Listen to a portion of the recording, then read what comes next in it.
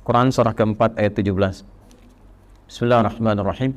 Innamat taubatu 'ala Allahi lilladzina ya'maluna as-su'a bijahalatin thumma yatubuna min qarib.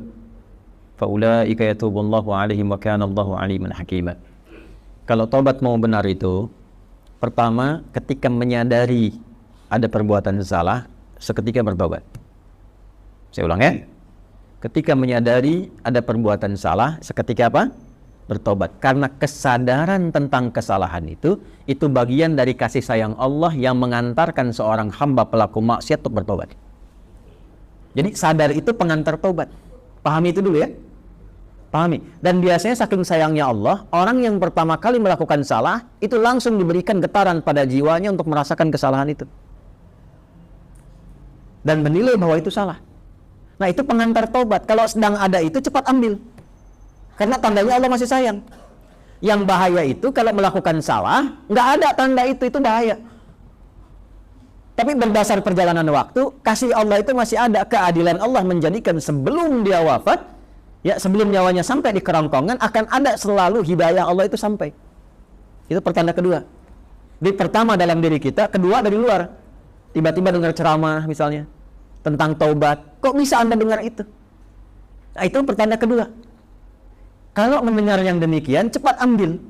Ya, itu rumusnya Quran surah 29 ayat ke-68. Walladzina jahadu fina lanahdiyannahum subulana. Orang yang cepat mengambil petunjuk dari kami, cepat dia ambil, kami bimbing dia menuju jalan-jalan kebaikan kami. Itu ya. Demi Allah saya katakan, sepanjang berbuat salah apapun, itu selalu ada getaran yang menyimpulkan itu salah. Ya, bahkan ada pencegahan dulu. Nggak percaya begini ya, nggak percaya. Keluar dari sini pulang, nanti coba aja deh, pakai sendal orang lain. Tapi jangan diteruskan, coba aja.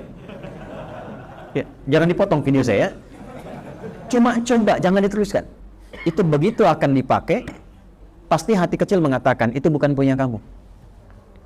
Itu pencegahan namanya.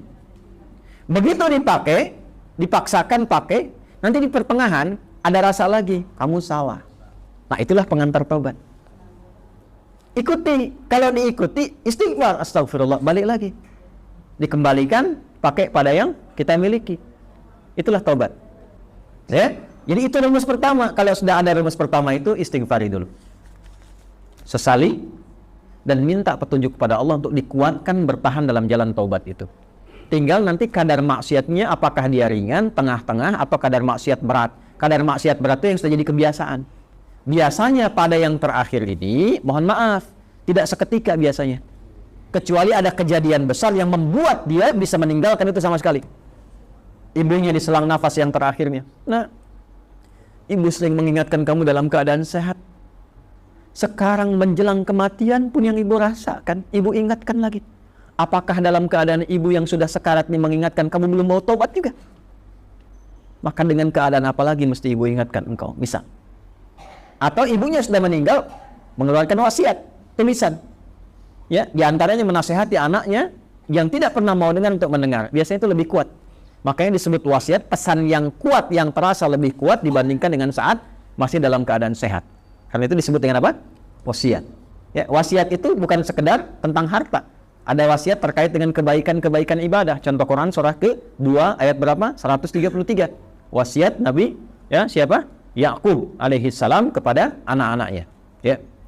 Saya teruskan. Maka teman-teman sekalian, Bapak dan Ibu sekalian, kembali kepada pertanyaan yang telah disampaikan ini. Kalau Anda kebiasaannya yang berat, misal sudah tobat, dilakukan lagi. Tapi biasanya kalau sudah tobat kadarnya lebih ringan. Maka rumusnya apa? Tobat lagi. Terus tobat lagi. Terus tobat lagi sampai berusaha kita maksimal hilang kebiasaan itu, atau wafat kita dalam keadaan sedang berusaha tobat atau sedang tobat. Maka itu punya nilai di hadapan Allah Subhanahu wa taala. Yang terakhir ini yang lebih kuat, rasakan saat akan terdorong berbuat maksiat itu lagi seketika diwafatkan oleh Allah Subhanahu wa taala. Itu yang paling kuat. Misal sudah tobat pengen maksiat lagi, rasakan saat maksiat itu wafat. Itu yang paling cepat mencegah dari perbuatan buruk, sehingga insya Allah dari salah bisa berpeluang menjadi saleh.